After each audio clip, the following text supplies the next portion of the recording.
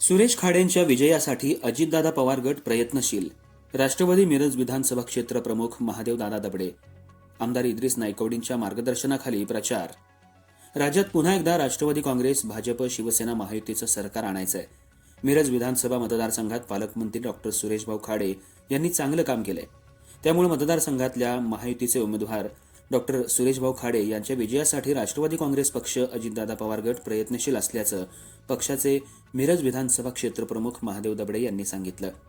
पक्षाचे अल्पसंख्याक प्रदेशाध्यक्ष आणि विधान परिषद सदस्य आमदार इद्रिस नायकवडी यांच्या मार्गदर्शनाखाली पक्षाचे सर्व पदाधिकारी, कार्यकर्ते सुरेशभाऊ खाडे यांच्या प्रचारात सक्रिय असल्याचंही त्यांनी सांगितलं.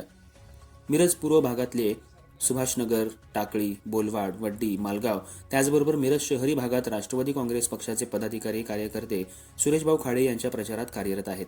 राज्यात महायुतीचं सरकार आणण्यासाठी पक्षाचे अध्यक्ष आणि राज्याचे उपमुख्यमंत्री अजितदादा पवार यांच्या सूचनेप्रमाणे राज्यभर कार्यकर्ते दिवसरात्र एक करून काम करत आहेत.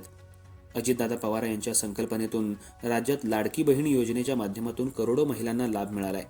राज्यात अनेक लोककल्याणकारी योजना महायुती सरकारनं राबवल्या आहेत. त्यामुळे राज्यात पुन्हा महायुती सरकार स्थापन होईल यात शंका वाटत नाही. मिरज मतदारसंघात म्हैसाळ योजना असो, गावचे रस्ते असो, गावातले अंतर्गत पायाभूत सुविधा असो, तालुक्यातली मंदिरं, धार्मिक स्थळं, सभागृह, सांस्कृतिक सभागृह, त्याचबरोबर प्राथमिक आरोग्य केंद्र, शाळा, व्यायामशाळा अशा चौफेर अंगांनी सुरेशभाऊ खाडे यांनी विकास साधलाय. त्यामुळे सुरेशभाऊ खाडे हे जनतेच्या मनातले आमदार आहेत.